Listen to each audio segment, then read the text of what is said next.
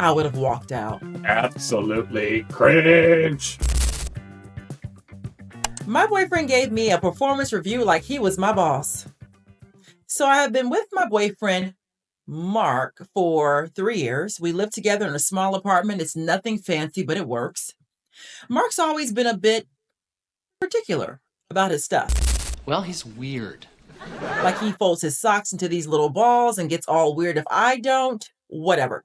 I deal with it because I love him, you know? But recently he's been on this kick about optimizing our life or whatever. He watches these YouTube dudes who say dumb stuff like, your partner should add value to your existence, and relationships are about ROI. That's what the young kids would call a red flag. Whoa, red flag. Big red flag. So last week we're eating dinner and out of nowhere he goes, I think we need to have a performance review for our relationship. I'm like, a what now? He says it's like at a job where you check in and see if things are going well or if they need improvement. But does he get a raise after this? I want a raise, motherfucker. Yeah, well, she's like, I thought he was joking. I actually laughed. I understand people say like, hey, honey, let's sit here and talk about how things are going. You know, maybe we set up time with a therapist and see if we are communicating well. That's important conversations to have in a relationship, but... Sounds like she was already on probation and did not know. You're on probation. So he pulls out a folder, a legit actual folder with papers in it. This man wrote up a whole list of stuff I need to improve on, like I'm a bad employee or something. I would have walked out. Just go. Leave. He's like, you've been slacking on cooking meals, and I feel like your gym attendance is inconsistent. Also, you don't fold my socks the right way, which shows the lack of attention to detail. She should run. Run really fast. She said, y'all, I stared at him like he grew a second head. Then she says, are you doing a performance review on me? And he's like, yes, but don't take it personally. It's just about making sure we're both putting in 100%. So I ask, where's your performance review? Good question. And he blinks at me and says, well, I don't think that's necessary because I'm already doing a lot. Girl, why are you asking for advice at this point? This is over. This is a mess. So I snapped. I said, Mark, I'm your girlfriend, not your employee. And if you want 100%, maybe try being a 100% boyfriend first. Good answer. I grabbed the folder and I threw it at him. No, she didn't. She threw it in the trash. She didn't throw it at him. He got mad and said I was being emotional. Oh, he gaslit her. You need to calm down because that always helps. But then he said, you're not open to constructive criticism. Now he's barely speaking to me and says I embarrassed him by overreacting. Was anybody there? His best friend said I should have heard him out because it's a unique approach to a relationship. But like, am I crazy here? First of all, girl, who cares what the best friend said? This guy sounds like he's not open to constructive criticism. He wants to dish it out, but he can't take it. One commenter said, maybe should have thrown him out with the report. Another commenter said, a much older woman knew I was struggling with a relationship that was failing. She was not a huggy-feely type person, but she came up to me one day, hugged me, and whispered in my ear, there are worse things than being alone. That's real. You know, I'm still single, but I've had to take out the trash a few times and I don't regret any of it. These folks will have you out here looking crazy in these streets. Not me. Maybe you needed some performance reviews, Layla. I did not. I should have been giving the performance reviews. That's what I should have been done along the way. I should have been giving these reviews along the way. Is this cool or cringe? Oh, got to think about this one. Agreed. Cringe. So I got gas at Costco yesterday. I was at the rearmost pump on the island. I filled my tank as usual. Not 30 seconds after getting back in my car, 30 seconds, mind you, a member of the I'm More Important Than You club honked. He was in the car directly behind me.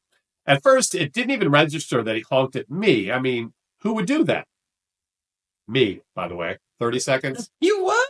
What are you doing in the car 30 seconds?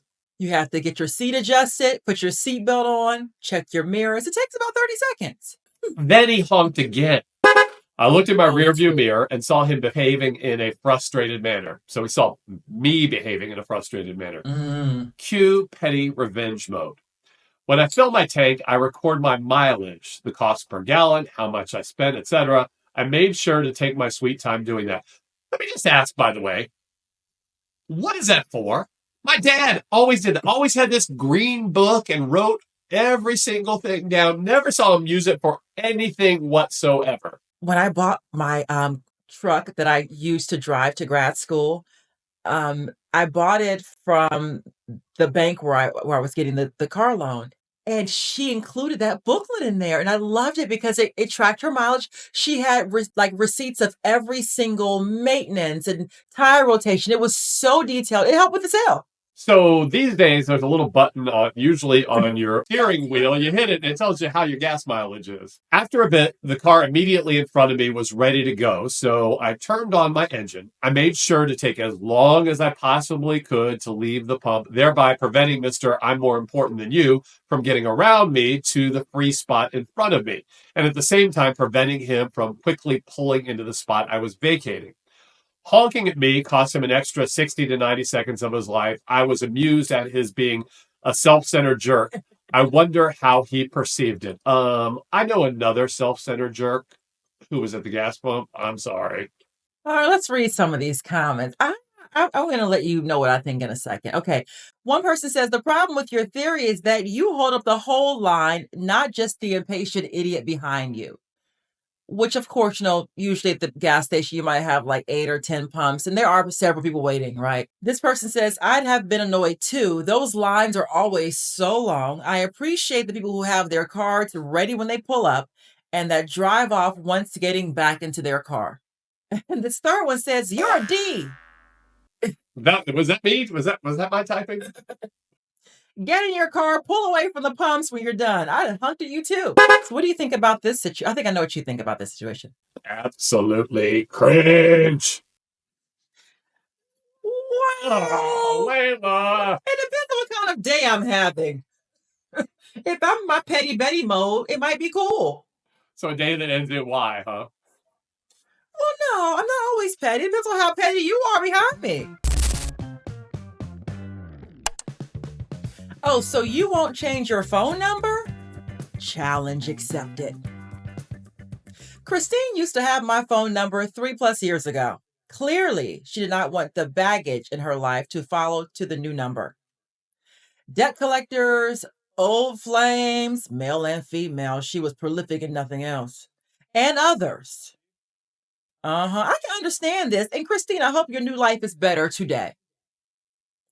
Debt collectors gave up pretty quickly. I have not heard from one of those for 2 years now. Some of those old flames were very persistent, but eventually they gave up as well.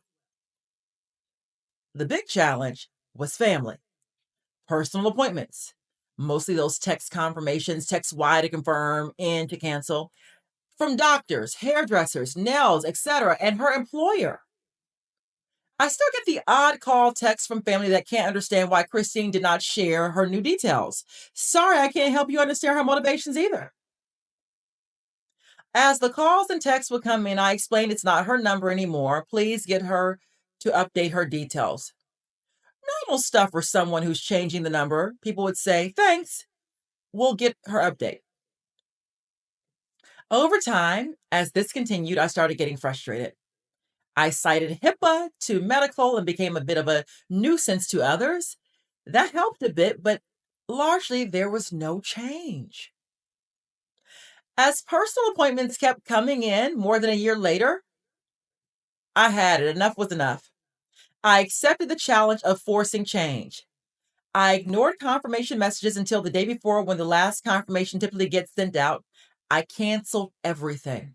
Gynecologist cancel, hair appointment cancel, lawyer appointment cancel. If they call to confirm, sorry, Christine, girl, you can't make it.